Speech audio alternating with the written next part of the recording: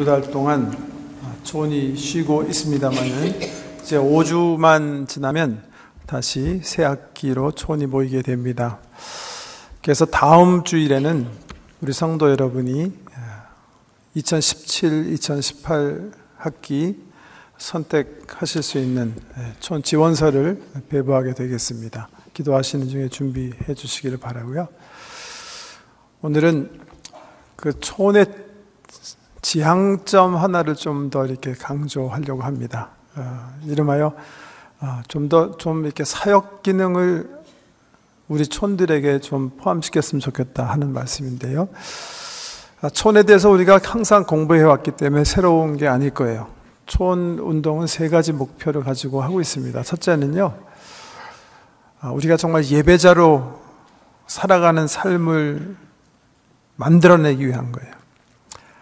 왕 대신 주님의 주권 속에 우리의 삶이 들어가 있어야 되기 때문에 함께 모여서, 제가 지금 일방적으로 말씀드리기 때문에 성도 여러분이 어떻게 일상을 사셨는지 제가 모르잖아요. 또 많은 경우 생각하지 않고 사시잖아요. 그런데 주일날 모여서 촌모임을 통해서 성경 말씀 중심으로 내가 어떻게 일상을 살아왔는지, 예배자로 하나님으로 삼고 살았는지 나누는 시간이에요. 서로 어떻게 그렇게 살아가는지 보기도 하는 시간이기도 하고 또 격려받는 그런 시간입니다. 그러기 위해서 촌모임 하는 거고, 두 번째는 가족 공동체 때문에 그렇다, 그렇게 볼 수가 있어요. 영적 가족 공동체죠. 서로 돌보고 슬픔을 같이 하고 기쁨을 같이 하고 함께 기도 제목 나누고 서로 기도로 우리의 신앙생활을 지원하는. 지금 우리 교회에 등록된 숫자가 2,000명 겨우 되시는데 한 사람이 2,000명 다 교제할 수 없잖아요. 그죠? 모든 사람의 기도 제목을 다 안고 기도할 수도 없는 거고. 근데 우리 촌 식구끼리 함께 나누고 삶을 지원하고 함께 기도하면서 영적 가족 공동체로, 사실로 얘기하면 그게 정말 교회죠. 네. 교회를 느끼고 교회처럼 살아가게 하기 위한, 두세 사람이 모인 곳에 우리 주님 계신다고 약속하신 것처럼 그 공동체 안에서 예수 그리스도를 경험하게 하기 위해서 우리가 촌하는 거예요. 세 번째 목적은 사역입니다. 주님께서 우리에게 부탁하신 사역. 아버지께서 나를 보내신 것처럼 나도 너희를 보내노라. 세상을 향해서 파송받은 교회 본질을 우리가 촌을 통해서 함께 살아내기 위해서 촌하는 거예요. 이 3대 촌의 목표인데, 제가 지금 목회자로서 이렇게 우리 촌 한 17, 18년 한 촌운동을 이렇게 좀 평가해 보면 첫 번째와 두 번째 부분 어느 정도 지속적으로 이렇게 좀 잘 되어온 것 같은데, 아무래도 이 사역 부분은 좀 약하지 않았나 그렇게 생각을 합니다. 설립 50주년 기념 해를 맞이해서 보다 사역 지향적인 촌이 되었으면 좋겠다, 그런 말씀을 드리고 싶고, 또 그것을 목적으로 했기 때문에 한 2주 전에 우리 촌장님들 이렇게 회의를 소집해서 2017년 9월부터 시작되는 우리 촌에 촌 사역을 좀 더 명시하시고 사역하셨으면 좋겠습니다, 저의 바람을 말씀드렸어요. 그리고 가능한 촌 사역들을 몇 개 소개해 드렸는데, 이미 우리 교회 내에 여러 개의 사역 기능 촌들이 있습니다. 수년 동안 촌에 선교 사역을 명시해 놓고 촌원들이 함께 사역하면서 촌 모임을 해온 촌들이 있어요. 여러 촌들이 계신데, 오늘은 먼저 기능촌이란 게 뭔가, 사역을 첨가하자 그러는데 뭘 얘기하는 건가 좀 구체적으로 설명드리기 위해서 두 사역 기능촌, 한 촌은 미랄선교회 사역촌이고요, 또 하나는 양로원 사역촌인데, 먼저 영상으로 소개해드리고 그 다음에 제가 말씀을 계속 전하겠습니다.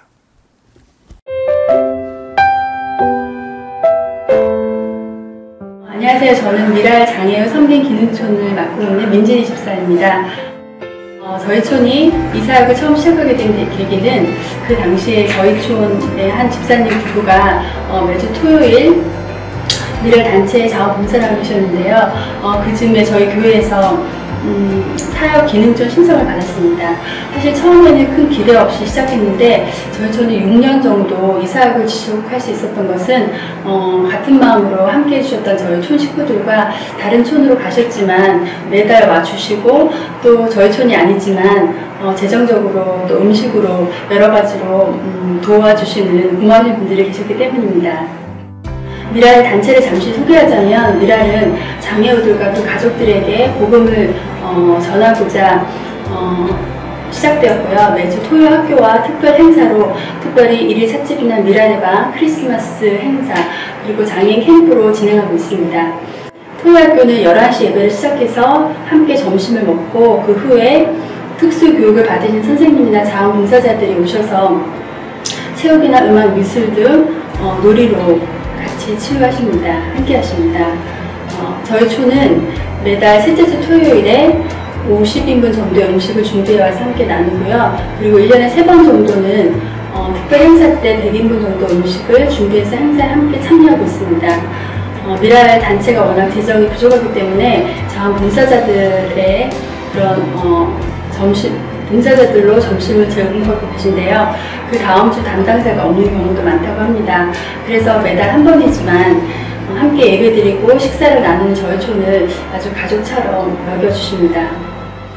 보통 오티즘이나 다운증 후군을 앓고 있는 장애아들은 고등학교까지는 정부 보조로 학교를 일반 아이와 똑같이 다니고 있는데요. 보통 고등학교 졸업하고 나면은 아이의 정도에 따라 틀리긴 하지만 집에 하루 종일 머물게 됩니다. 그러면 그 아이를 돌보는 부모님들이 아주 어려움을 겪게 됩니다. 미랄의 토요 학교와 여러 프로그램을 통해서 그 부모님들이 아이를 맡기고 그 시간만이라도 육적으로 심적으로 쉬실 수가 있습니다.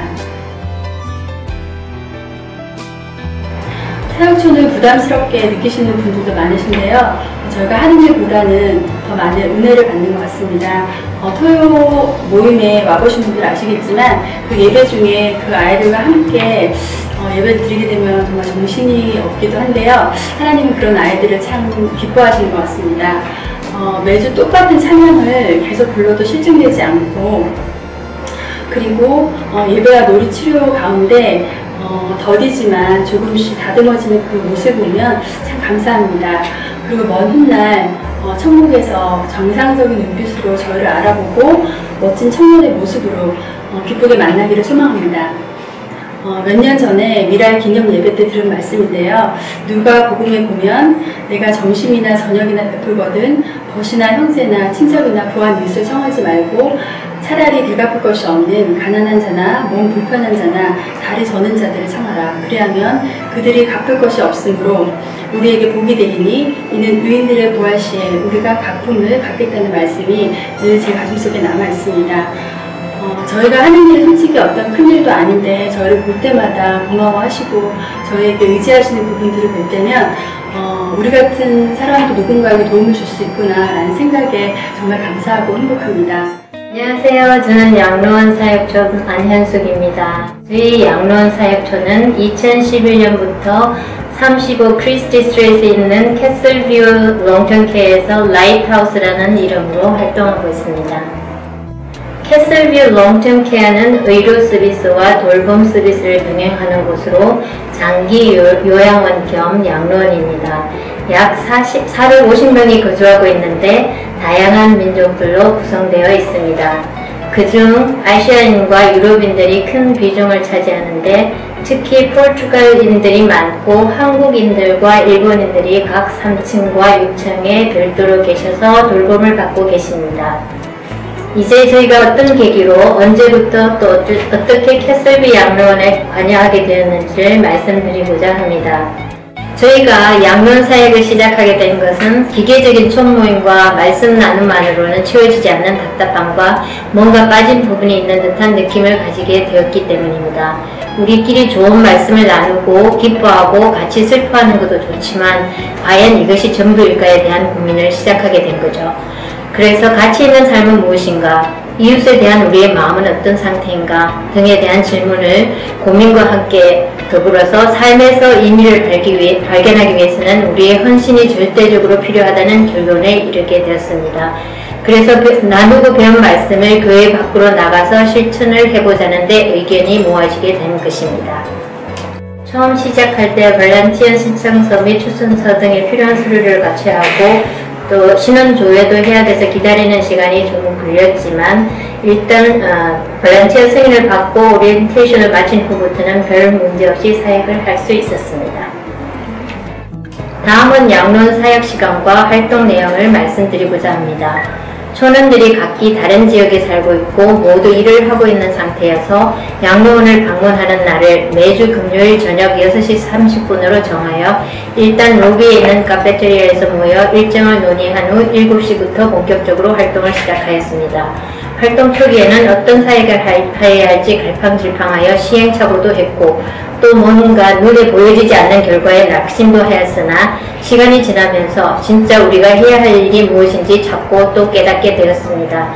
처음에는 한국에서 보아온 것처럼 뭔가 눈에 띄는 큰일, 예를 들면 머리를 감겨드리거나 목욕을 시켜드리거나 방청소를 해드리는 것 등 이렇게 눈에 보여서 큰일을 하고 있는 것을 보여주고 싶어 했는데 결국 그 밑바닥에는 저희 자신들의 공로를 드러내고 싶어하는 욕심이 있었다는 것도 깨닫게 되었습니다. 사실 양로원에서는 스태프들이 각자 맡은 일들을 하고 있기 때문에 봉사자들이 해서는 안 될 일과 규칙들이 많습니다. 그래서 초반에 저희가 한국 음식을 준비하거나 간단한 한국 스낵을 사서 드시게 하는 것이 얼마나 위험한 일이었는가도 나중에 알게 되었습니다. 그래서 사역 방향을 프렌드리 비즈니스로 바꾸어서 그냥 가서 어르신들 옆에 앉아 말씀을 들어주고 같이 얘기하는 것을 하기로 시작했습니다. 많은 분들이 대부분 치매 환자이셔서 정상적인 대화는 불가능하지만 반복되는 얘기도 기꺼이 들어주며 공감해주는 듣기 기술만 있으면 되기 때문입니다. 되돌아보면 양로원 사역을 통해 저희가 더 많이 배웠음을 확신합니다. 어르신들의 미소만으로도 마음이 설레고 행복해지고 그 안에 숨겨진 각 한 분 한 분마다의 소중한 삶의 경건함과 숙연함도 느끼며 남아있는 우리들의 삶에 어디에 방향을 둬야 할지 고민도 하게 됩니다.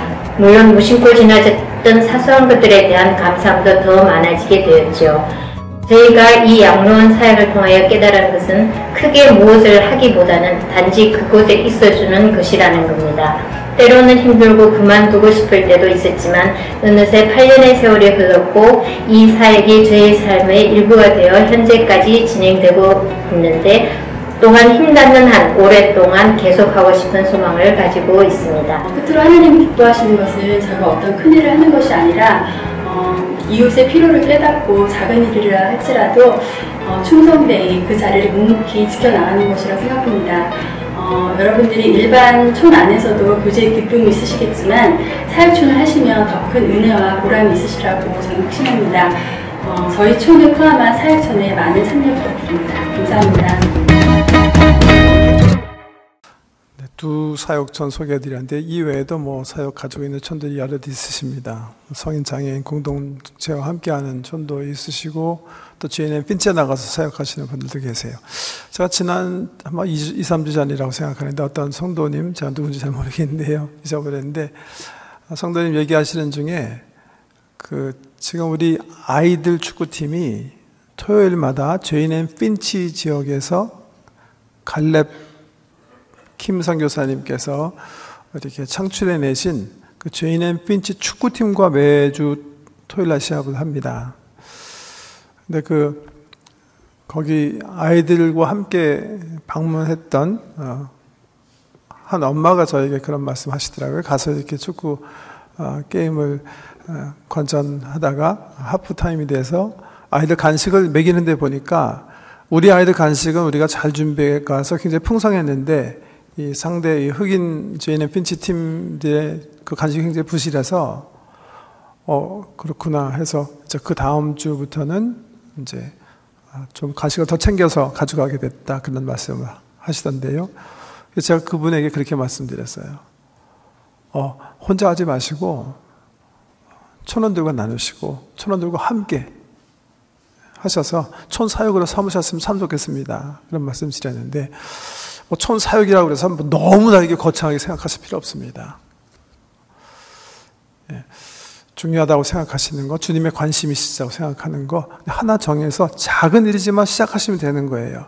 예를 들면 우리는 모빌리티가 없기 때문에 몸으로 할 수 없다 그러시는 촌들이 계시면 우리 교회 파송 선교사님, 후원 선교사님, 후원 단체 얼마나 많은지 몰라요.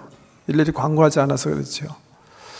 선교사님 한 분 정해서 촌원 7명이면 아니면 6명이라도 상관없고 5명이라도 상관없습니다. 일주일에 하루씩만 돌아가면서 그 사역에 위해서 한 20분만 그 선교사님과 교제하고 선교사님께서 보내주신 그 기도 내용 가지고 진실되게 하나님께 나가서 기도하고, 기도한다는 사실을 선교사님께 교신해서 그분들이 우리 기도를 통해서 응원되어지고 또 하나님 들어주시는 기도의 응답으로 사역 감당하실 수 있도록 어떤 사역이든지 그저 작은 부분 한 부분 감당했으면 좋겠다, 이런 게 저의 소망이고요.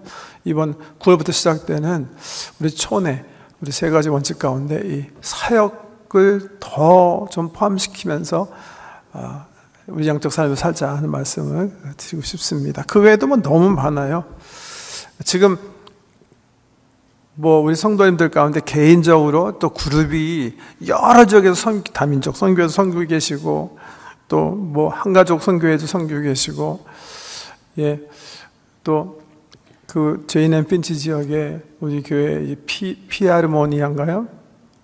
그 음악 탤런트 있으신 분들이 화요일마다 수요일마다 가셔서 무상으로 제이넨 핀치 지역 아이들에게 음악 사사해주는 그런 사역도 하고 계시고, 오늘 또 광고 나는데 우리 안 목사님 크리스천 문화 창출을 위해서 하시는 그 뮤직 미니스트리 사역도 계시고 수 없는 미니스트리가 계신데 우리는 그냥 멀리서 구경만 하면 돼 그렇게 생각하지 마시고 하실 수 있는 대로 우리 촌이 함께 기도하며 함께 사역하며 몸으로 기도로 참여하기 원하는 거예요. 생명의 전화 이런 것도 마찬가지예요. 저도 맨 처음에 여기 생명의 전화 시작할 때 잠깐 함께 한 적이 있는데, 생명의 전화 뭐 하는 데인지 아시죠? 그 자살하려는 청년들이나 사람들이 이렇게 전화하도록 격려해서 전화로 카운셀링 해주고 또 자살을 막는 거예요. 요즘 뭐 대학가에 참 자살이 많습니다. 여러분 신문지상 통해서 아시겠지만, 근데 실질적으로 그 사역 이렇게 인바브해 보면 2주에 1명 또 전화 안 하세요. 그 기다리는 게 사역이에요. 그렇지만 2주에 1번 걸려오는 그 전화는 정말 중요한 전화이거든요. 그 전화한 사람이 그냥 생명을 끊느냐 안 끊느냐, 그 젊은이든 나이 드신 분이건 그 사람의 가족이 앞으로 어떤 삶을 살아나갈 건가에 중대한 결정을 미치는 전화 한 통이에요. 뭐를 중요하게 생각하시든지 한번 고민하셨으면 좋겠어요. 제가 촌장님들에게 2주 전에 촌장님들이 먼저 고민하시고 촌장님들이 사역을 정하신 다음에 사역을 정하셔서 촌을 고시하십시다 그랬는데 기간이 굉장히 짧아요. 그래서 얼마나 많은 촌장님들이 2주 안에 기도 가운데 응답을 받으셨는지 모르지만 응답 안 받으셨더라도 함께 모여서 9월 달에 촌 모인 다음에라도 계속 고민하셔서 우리 주님께서 이곳에 오셨으면 지금 어디에 관심 가지고 계실까? 어디 가서 사역하고 계실까? 어디를 향해서 주님의 마음이 아프실까? 기쁘실까? 좀 고민해보고 거기에 작은 우리 사역들을 이렇게 시작하는 9월 촌모임이 됐으면 좋겠다. 그게 저희 생각입니다. 아까 우리 이 영상 통해서 보여주신 것처럼 많이 하려고 하지 마시고 그죠? 한 달에 한 번이 너무 많으면 2달에 한 번. 성경 공부를 하기 너무 지치면 한 달에 한 번은 그럼 성경 공부 쉬시고 가세요. 그냥. 왜냐하면 공부도 본질이지만 사역도 본질이에요. 우리 교회들의 교회 본질이에요. 그냥 꼭 필요한 것들이에요. 오늘 성경 말씀 본문 2개인데요. 이 본문 말씀은 어떤 각도에서 해석하냐에 따라서 여러 가지 말씀하시는 본문인데, 오늘 제가 이 본문을 두 가지를 본문 말씀으로 삼은 이유는 한 가지 그 퀘스천을 우리가 스스로 던져보기 위해서 정한 거예요. 여기 보시면 8장에 보시면 빌립이 이제 예루살렘 교회에 있었는데 핍박이 찾아왔어요. 그죠? 그래가지고 예루살렘 교회에 있지 못하고 성도들이 아마 사도만 남겨두고 흩어진 것 같아요. 그런 중에 빌립 집사님이 유대인들이 싫어하는 사람들이죠, 사실은. 왜냐하면 혼혈됐기 때문에 막 싫어하는 사람. 사마리아 성에 이르게 됐어요. 가서 예수 그리스도의 복음을 증거하는 거예요. 그 성에 성령께서 강하게 역사하셔서 많은 사람들이 예수님을 믿게 되는데, 그 일로 인해서 그 결과를 보고하면서 이렇게 얘기하고 있거든요. 그 성에 기쁨이 가득하더라. 두 번째 패시지는 다비다라는, 또 헬라어로는 도르가인데요. 영어로는 도카스네요. 도카스라는 예수 그리스도의 여자 제자분의 이야기인데, 이분이 병들어서 돌아가신 거예요. 근데 돌아가신 그 시신 중심으로 그 요바에 사는 많은 과부들이 와가지고 우시는 거예요. 그리고 베드로 사도가 이웃도시에 있다가 방문하니까 더욱더 이 도르카가 살아있을 때 이 과부들, 그 당시 과부라는 말은 고아와 마찬가지로 가난하다는 부류의 대명사 같은 단어였어요. 요즘은 그렇지 않죠. 뭐 혼자 사시더라도 전혀 그렇지 않은데, 옛날 이 고대 사회에는 이 과부라는 말이 그냥 아무 살 길이 막방한 그런 경제적 여유가 없는 그런 분들의 대명사인데요. 많은 분들이 와서 이 도르카가 사랑으로 지어준 겉옷과 속옷을 보여주면서 울었더라, 그렇게 보고하고 있어요. 이 초대교회 성도, 두 성도가 우리 잠언에 있는 말씀처럼 의인으로 인하여 성읍이 흥왕하게 된다고 했는데요. 성읍을 흥왕하게 만든 어떤 예수 그리스도의 두 제자의 어떤 그 모습이 기록되어 있는 거예요. 우리가 사도행전 읽어나가면서 설립 50주년 맞이하는 우리 교회가 어떤 일들을 지향해야 되는지 좀 살펴보자, 그렇게 말씀드렸는데, 전 두 가지 관점에서 이 말씀 앞에서 우리가 물어봐야 된다고 생각해요. 첫째는 개인적인 관점에서 나로 인해서 성읍이 그 당시는 도시니까요. 성읍까지는 가지 말고 우리 가족 식구를 제외하고 얼마나 많은 사람들이 나로 인해서 정말 기쁨을 느끼고 있는가. 하나님께서 인정하시는 의인들은 성읍을 흥왕하게 한다고 했는데요. 한번 생각해 보세요. 또 개인적으로요. 내가 죽었어요.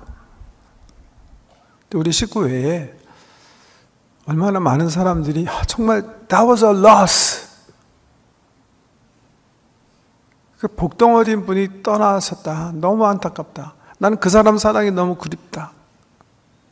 난 그 사람의 돌봄과 섬김이 너무나 그립기 때문에 눈물이 난다. 그런 사람이 얼마나 많이 될까요? 이게 굉장히 중요한 퀘스천입니다. 저는 교회적으로도 물어봐야 된다고 생각해요. 우리 교회로 인해서 정말 지역사회가 혹은 지역사회 지경을 넘어서 얼마나 많은 교회 혹은 세상이 기쁨을 누리고 있는가. 저는 목회하는 사람으로 한번 그 퀘스천을 해봤어요. 근데 다행히 좀 생각나는 게 좀 있더라고요. 우리 교회가 그냥 익스팅션, 없어지면 이렇게 좀 없어졌지, 저 교회 정말 우리한테는 복인데 하는 여러 군데가 생각이 났어요. 성도님들이 우리가 뭐 광고하고 그렇지 않기 때문에 잘 모르실 수도 있겠습니다만은 성도님들이 드린 헌금으로 우리 교회가 정기적으로 섬기는 많은 군데군데 단체 개인들이 그렇게 생각하실 수 있겠어요? 저분들은 정말 있었으면 좋았는데, 교회적으로도 그렇고 개인적으로도 그렇고 우리는 정말 이렇게 세상을 향해서 복의 통로가 돼야 되는 게 당연한 거고요.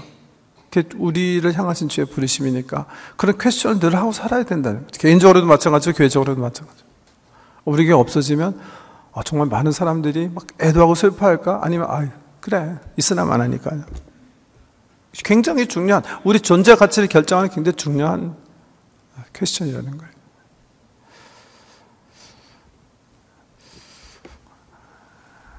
제가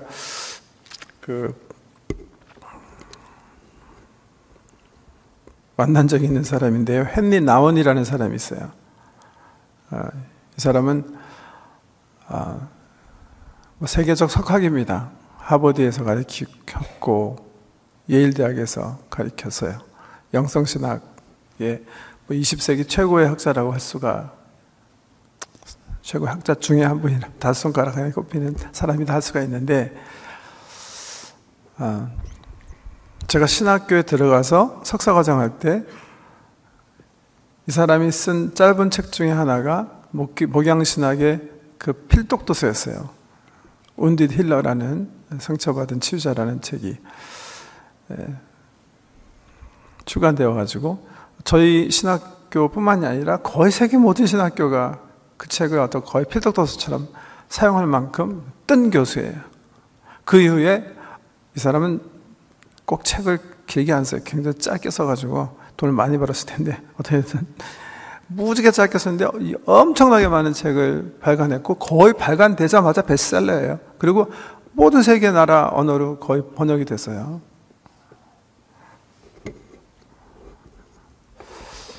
존경, 영향력,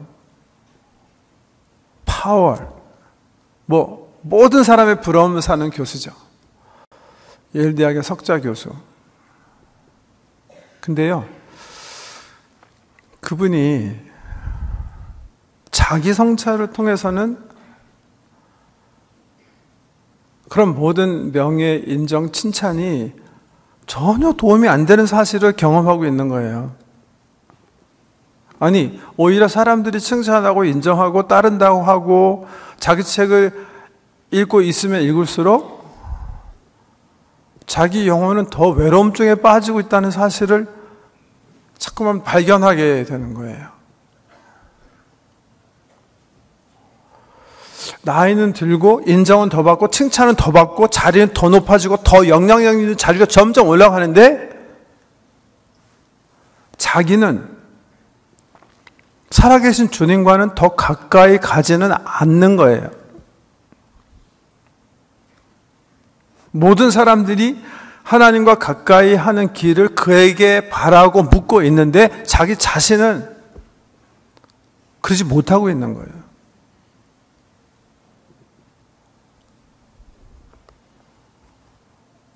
여러분, 때로 우리가 우리의 존재 가치가 이게 뭐지? 막 고민할 때 나는 내 존재 가치를 증명하기 위해서 내가 돈을 왕창 벌어야 돼. 더 높은 자리로 가야 돼. 내가 더 파워풀해져야 돼. 내가 더 칭찬을 받는 자리, 인정을 받는 자리에 가야 돼.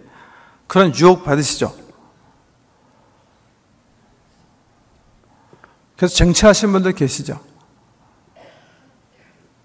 그게 내 존재 가치를 정말 견고하게 해주던가요? 그렇지 않거든요. 헨리 나운이 정말 어떻게 보면 세계 정상 해석을 경험하는 거예요. 네, 수십 권의 베스트셀러고 예일대학 교수고 특별히 학문도 영성신학의 최고봉이에요. 모든 명예, 권력, 재물 다 쌓이고 있는데도 자기의 영혼은 사실은 하나님과는 그 모든 껍데기와 상관없이 놀아가고 있는 거예요. 이 사람이 그래도 참 좋은 사람이죠. 보통 사람은 그냥 무시하고 괜찮아 그러고 살아갈 텐데 그러지 않고 자꾸만 직면하는 거예요. 그러다가 주의 음성을 듣게 돼요. 누굴 통해서 듣냐 하면 우리 카나다 일대 총독이 조지 베니어라는 사람이에요.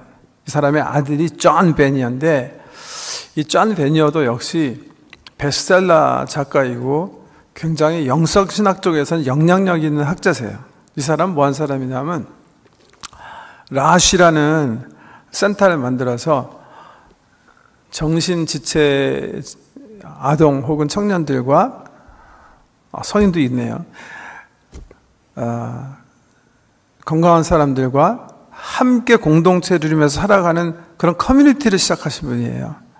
오스트레일리아도 있고 영국에도 있고 미국에도 있고 카나다도 있는데 이 카나다에는 엘준 밀이랑 영에 있어요. 데이브레이크 센터라고 써 있는데 라쉬의 어떤 한 브랜치인데요. 어떻게든 그거 시작한 이 존 베니어 통해서 주의 음성을 듣는 거예요. 그게 뭐였냐면 이런 말이었어요. 심령이 가난한 자들 가운데 가서 그들과 함께 살아라. 그러면 그들이 내 심령을 치유할 것이다. 다시 한번 읽어드릴게요. 심령이 가난한 자들 가운데 가서 그들과 함께 살아라. 그러면 그들이 내 심령을 치유할 것이다. 헨리 나오는 이 말을 듣고 이 말의 뭐라 그럴까요? 그 진위성? 가치를 금방 이해했던 것 같아요. 이 말이 내포하는 게 뭐예요?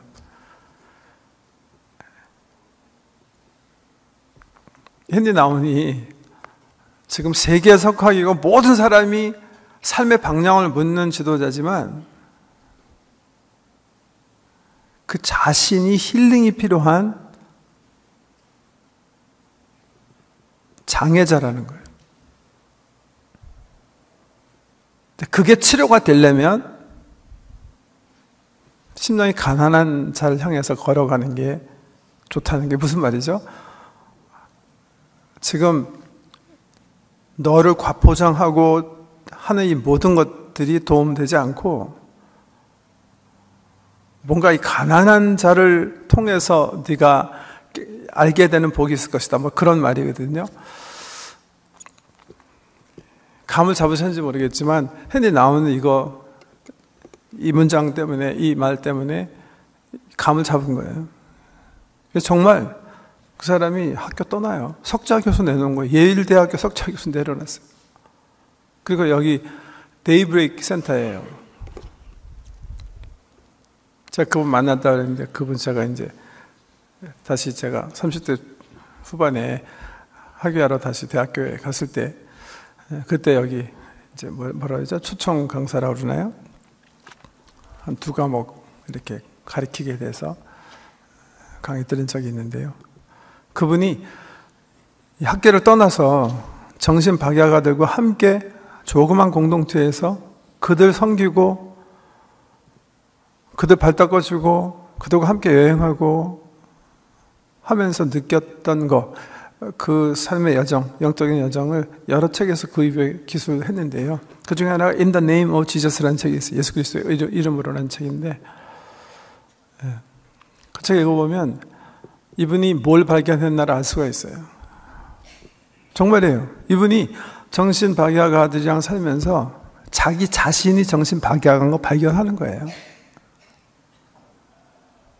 막 밖에서 막 칭찬받고 인정받고 강의하고 사람들이 뭐 은혜 받았다고 하고 이럴 때는 느끼지 못한 자기 자신에 대한 지식을 얻게 되는 거예요. 이들 속에 들어갔을 때 비로소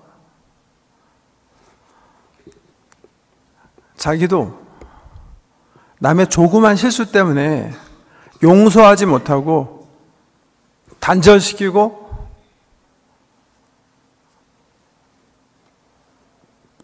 남을 멸시하는 그런 마음들을 이렇게 보게 되는 거예요. 그런 장애가 있다는 사실을 지가 보는 거예요.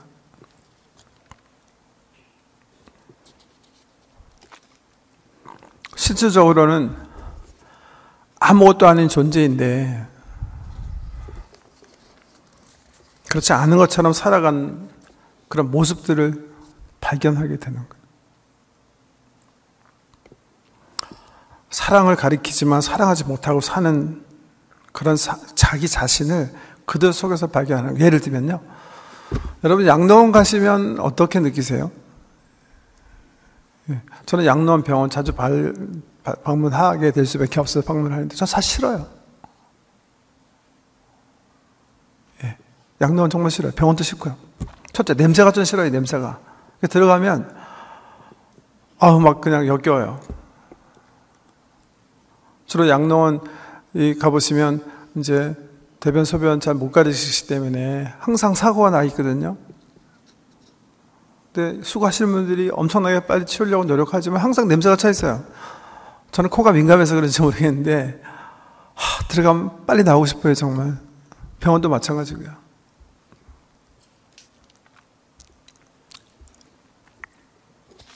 아까 우리 캐슬뷰 방문하시는 촌 소개해드렸는데, 제가 캐슬뷰에 오래전에, 지금은 돌아가신 걸로 아는데요. 제가 못 봤어요. 요새 안 보이니까. 옛날에 한번 소개해드린 적이 있어요. 강단에서. 2층인가 3층 그 중증실에 계신 분인데, 약간 그리스 터키 계통의 어떤 그런 분 같이 생기신 분인데요. 혼자 한 10cm씩 이렇게 충청걸음 걸으시면서 막 혼자 소리 지르시는 분이 계세요. 그러니까 다른 사람들이 같이 생활해야 되는데 계속 방해꾼들을 그냥 막 그러면서 돌아다니시는 분이 계시는데,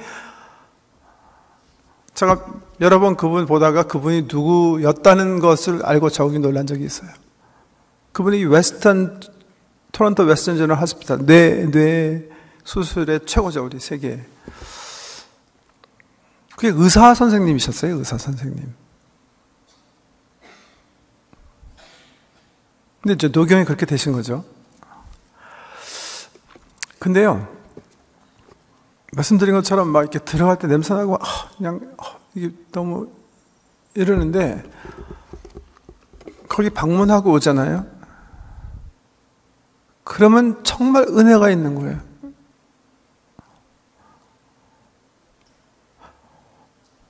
왜요? 그게 내 삶의 실체이기 때문에 그런 거예요. 그게 내 실존이에요. 정말 나이기 때문에 그런 거예요. 제가 이렇게 설교할 때 느끼지 못하는 나의 실체를 거기 가서 느끼는 거예요. 저도 그렇게 될 거거든요. 하나님 없이는 아무것도 아니거든요, 정말요. 하나님의 약속 없이는 아무것도 아니거든요. 우리가 여기서 잠깐 반짝하고 이거 하고 저거 한다고 하지만 정말 아무것도 아니거든요.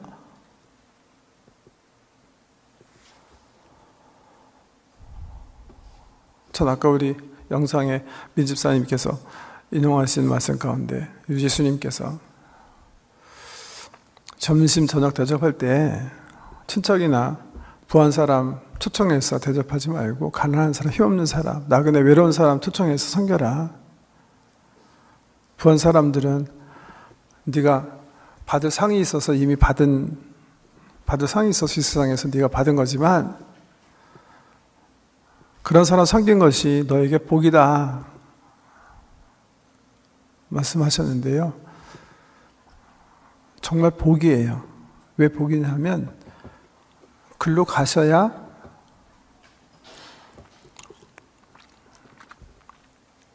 그분들의 네이키드네스 속에서 나의 네이키드네스를 발견할 수가 있는 거예요. 그분들의 적신 속에서 내 적신을 발견할 수 있는 거예요.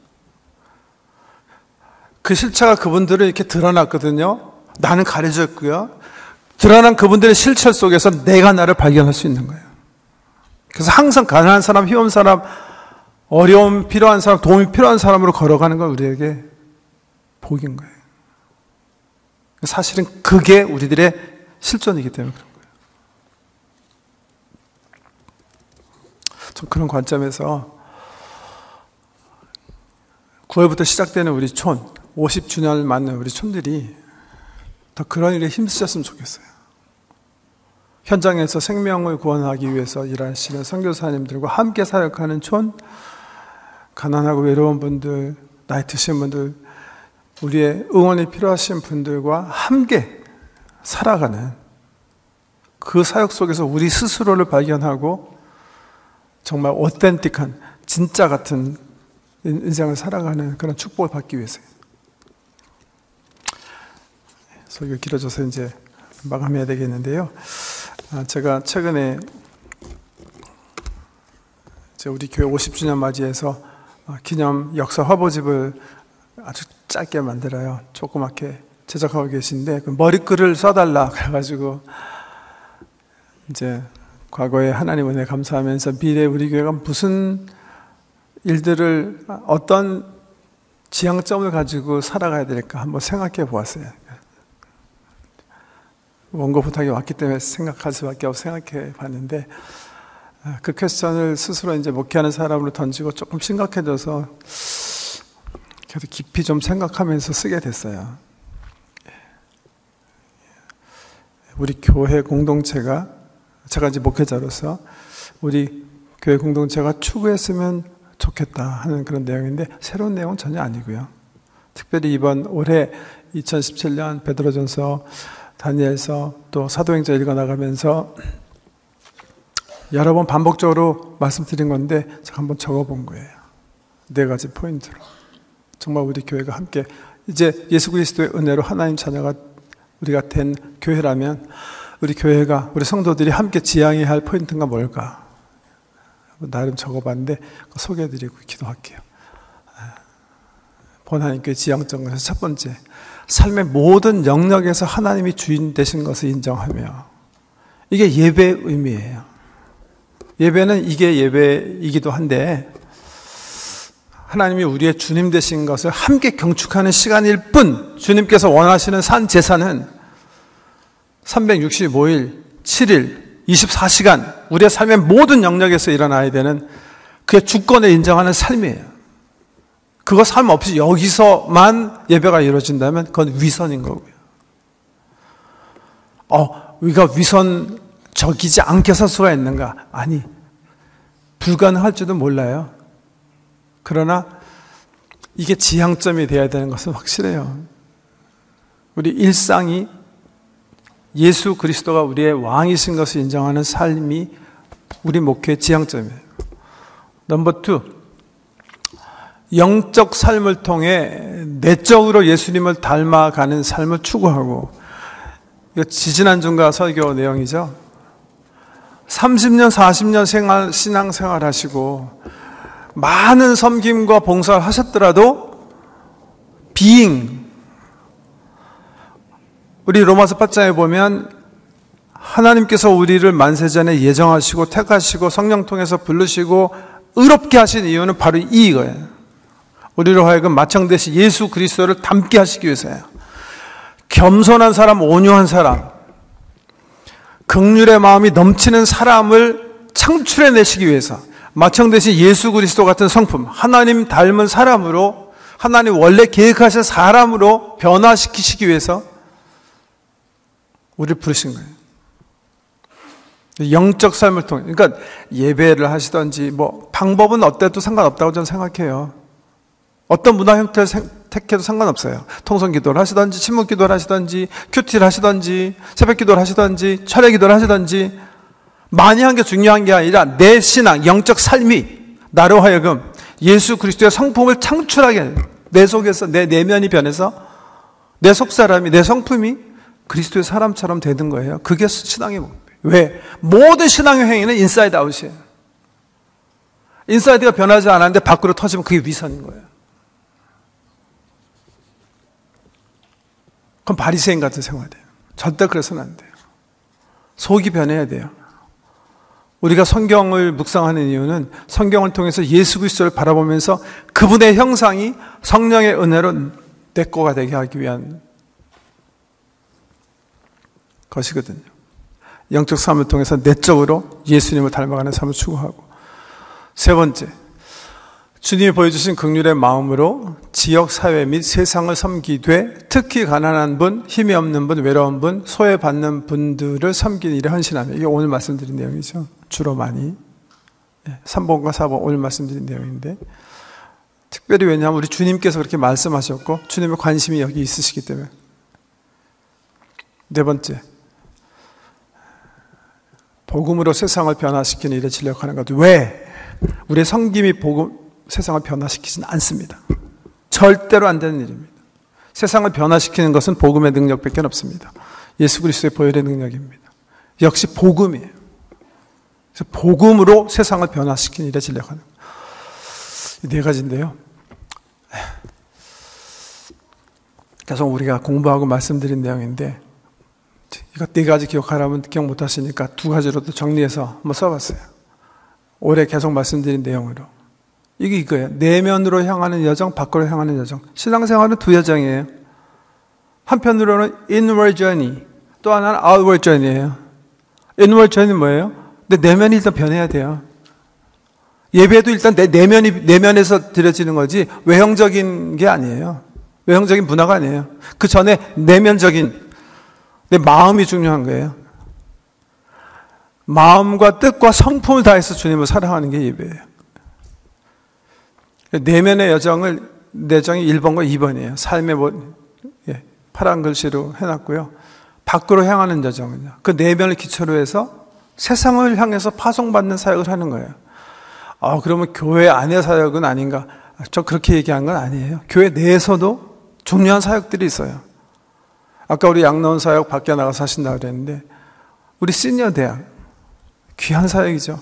등등 우리가 함께하는 모든 사역 아울러서 우리의 내면을 확실하게 하고 그 내면을 가지고 아웃을 전이하는 게 신앙생활이에요. 이거는 목사님, 장로님, 권사님, 안수 집사님, 이분들이 주로 하는 거 우리는 그냥 그거 아니에요.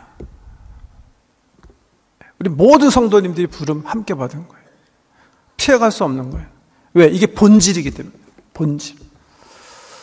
저는 50주년 맞는 우리 교회가 더 본질적으로 회귀돼야 된다고 생각해요. 더 근접하게, 더 가까이. 사역촌 지향하면서 이렇게 목회자로서 여러분 사랑하는 마음, 걱정하는 마음도 있어요. 이민생활 피곤하시고 힘들고, 이미 또 우리 교회 내, 교회 밖에 사역 굉장히 많은데, 또 하라 그러는 건가? 여러분, 제자도는 즐거움 아니에요. 주님 말씀이 너희가 나를 따라오려거든 너를 부인하고 십자가를 지고 나를 쫓을 것이라. 십자가가 재미있습니까? 나를 부인하는 게 fun인가요? 평화인가요? 아니에요. 굉장히 힘들고 하기 싫은 거예요. 그래도 하라고 명령하셨기 때문에 하는 거예요. 거기에 그러나 생명이 있어요. 주님 길이기 때문에, 주님이 생명이 있는 길이라고 말씀하셨기 때문에 이 생명의 길에 여러분 초대합니다. 이거 지금 초모임 하기도 막 피곤하고 이거 시간 많은데, 이거 또 촌장님들도 마찬가지죠. 가까스 촌장 지금 했는데 이거 더 일 시키려고 그러는구나 이렇게 생각하지 마시고 주님의 부르심인 거 기억하시고 충성되게 섬기시는 저 여러분 되시기를. 그리고 우리 교회가 정말 이 성에 큰 기쁨을 가져다 주고 복의 통로가 되는 그런 교회 되기를 주의 이름으로 축복합니다.